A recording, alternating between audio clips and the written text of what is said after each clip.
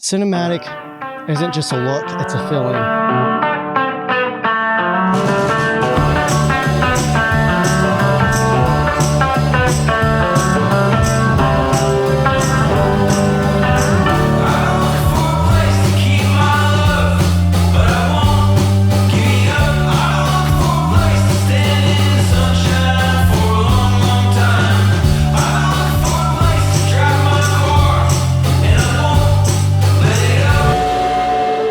So in this video, I'm going to teach you guys how I shoot all of my super cinematic videos while on road trips. Now, we're going to be going over some pretty advanced camera setups and methods, but honestly, you can apply all of this to to any camera setup. If I was to dumb down the setup, personally, I would just use my iPhone with an anamorphic lens or the DJI Pocket 3 with an anamorphic lens. You'll see and the second tip why I'm saying anamorphic. Before we get into all of that, again, all of these tricks and tips in here, you'll be able to utilize, especially the last one, which I think a lot of you guys might find the last one a little bit boring. If you think it's boring, then that might be your answer why your videos aren't cinematic. But to start off, we're gonna talk about backlighting. First tip here, backlighting. Now, obviously, when you're on a road trip, you cannot control the universe. So, you gotta work with what you got. So say if I wanted to get this beautiful shot down this road with these beautiful monsoon clouds, well, they were monsoon clouds, they kind of went away. With these beautiful puffy Toy Story clouds, you gotta work with what you got. But you can see, this is what it looks like with direct light on me. This looks fine. Again, if this is your composition, that's what you have to work with. But if you follow me over here, all of a sudden you'll see there's a lot more depth. Obviously, we have a cool building behind us, but even on the building behind us, you can see the streaks of light hitting the building. You can see the shadows. You can see the shadows on me. If I turn this way, obviously, I'm purely backlit. But if I just turn this way a little bit, get a little bit of a rim light on my chin here, on my jawline, it adds, just a little bit of more magic, I guess we'll say. So the reason I feel the lights on, I feel the light on me. So if you don't have anybody with you, if you don't have any way to monitor, again, I have a whole wireless monitor set. We'll get a little bit into that, but I could feel it. So you got to kind of start learning what the light feels like. And over time, you'll realize where the lighting position's at. I can see my shadow right here. This is another great sign that you're in a good position. If your shadow's right below you, you might not want to film right then. You might want to wait a while or try to find a different spot.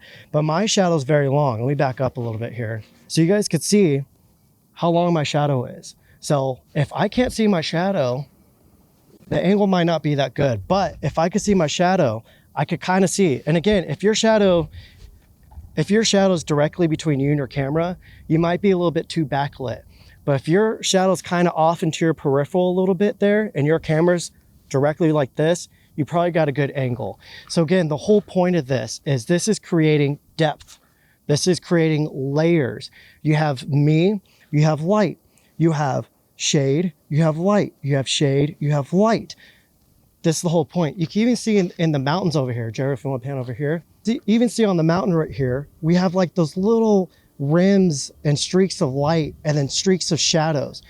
If you're out here and it's pure daylight, like if we look at those mountains over there, those mountains almost look flat. They look like a wall. But then these mountains over here, you can see all of a sudden there's layers, there's depth. This is the whole point of backlighting. This is the magic to backlighting. But again, if you're somewhere and you're not able to backlight it, that's okay. Sometimes the composition, sometimes the story, which will be the last tip here, is more important than the lighting. Another thing that I think people kind of lack here in their videos is they fail to have fun with their framing and be creative. Like just because you're filming yourself doesn't mean you just put your camera up anywhere just to capture.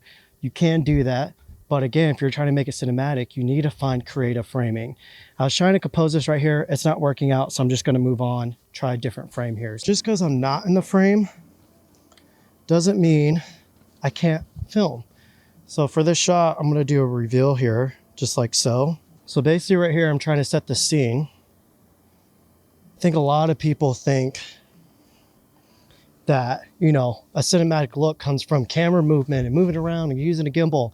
Sometimes it's doing traditional film type moves, which a lot of the times they're doing a lot of reveals, pans and tilts, real simple stuff, because a lot of times they're using larger cameras that can't be used as handheld and all that. So guys, when I'm doing these crazy type of setups, Jericho right now is filming on the Lumix S9.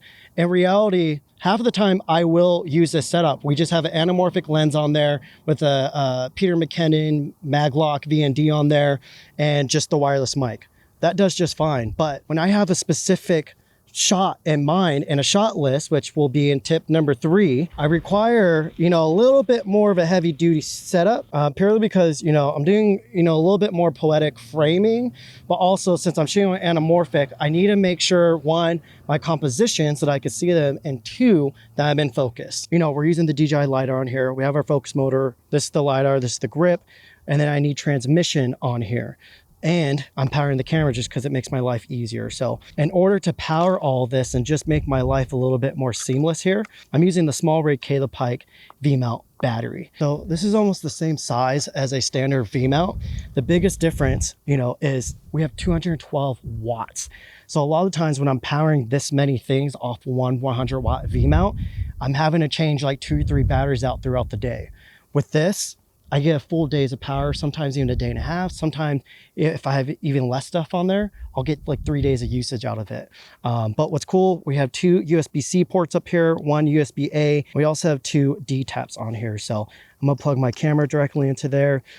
This USB-C cable is powering the transmission.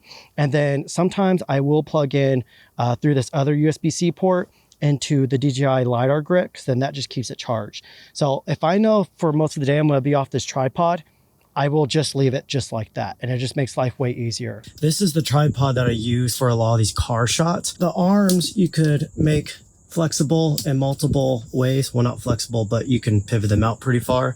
So a lot of the times I just try to create tension between the legs. But a lot of the times I'll put that into the front seat, or I'll do a setup like this. Obviously there's a lot of room in my Bronco, so there's multiple ways. I also have contraptions like this little magnetic thing, and it's actually kind of hard to pull off sometimes. Just a 1/4-20. It's a little magnetic holder, and then I have all the suction cups and everything.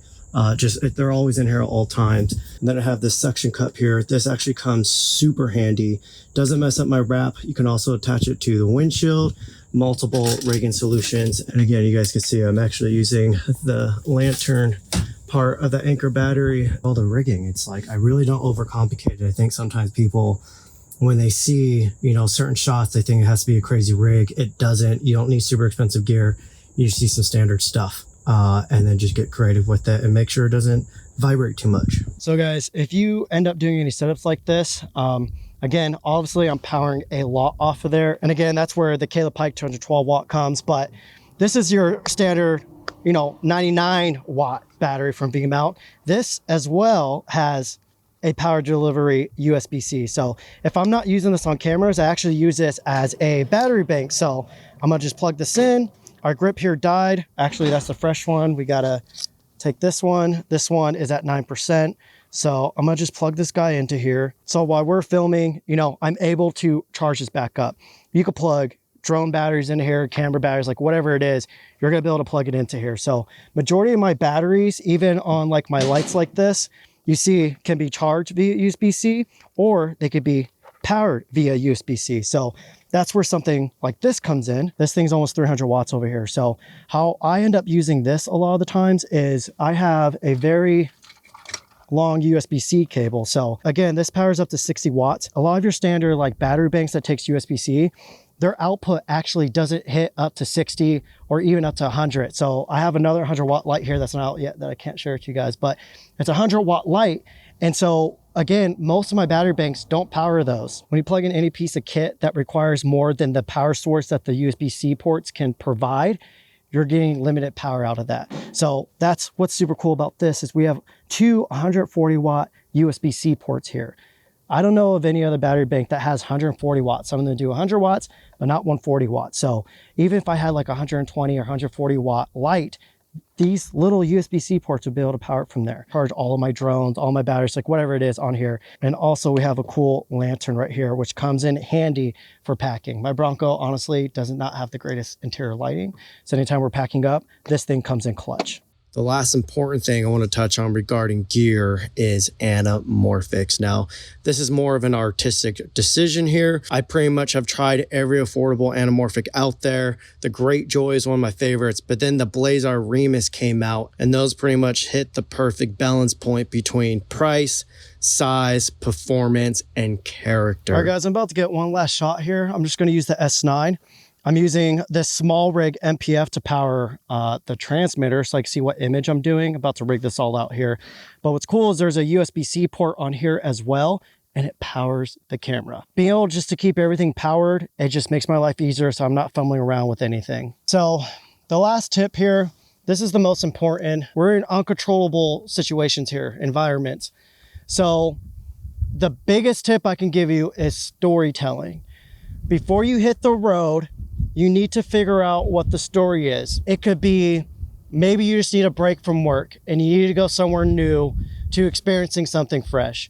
It could be a piece of gear, you know, someone that's not even in this side of the industry where you talk about cameras and stuff. It could be a new water bottle. You just need a mental health break. It could be you just want to go explore. You want to chase clouds. Whatever it is, you need to find a story. There needs to be a problem. There needs to be a solution in it. There needs to be an adventure for it. If you go out there and you apply all these tips and just make like beautiful imagery, that's great. But cinematic storytelling is all about the human condition. So the master point to all this is cinematic isn't just a look, it's a feeling.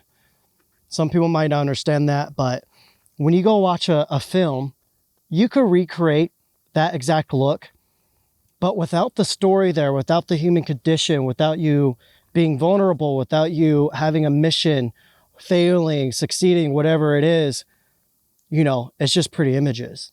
So again, cinematic isn't a look, it's a feeling. And that's probably the biggest tip I can give you when it comes to this. You could shoot on an iPhone, you could shoot on a 20-year-old camera. It doesn't matter what you shoot on if there's no story. If there's a story, you can captivate your viewer and they will sit there and they will watch it and they will be in awe.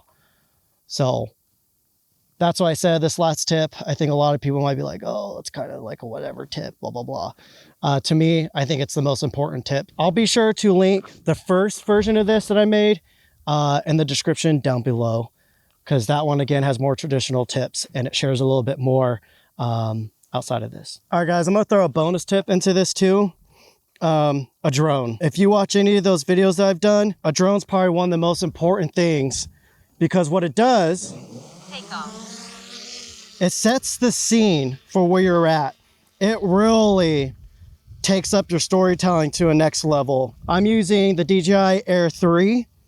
This drone is everything I need. I don't need anything more fancier than this, because I think it's like a 24mm equivalent, and then we have like a 50 or 70 or something like that. That's honestly all I need. I don't need anything else outside of that. With those two focal lengths, with the more telephoto focal length, I'm able to get more like that cinematic look, because you're able to get more compression and zoom in a little bit more, and it kind of separates you from what you usually see from drone shots. So if you're someone that maybe has bought a drone, you just haven't really used it, maybe this is your call to use it more.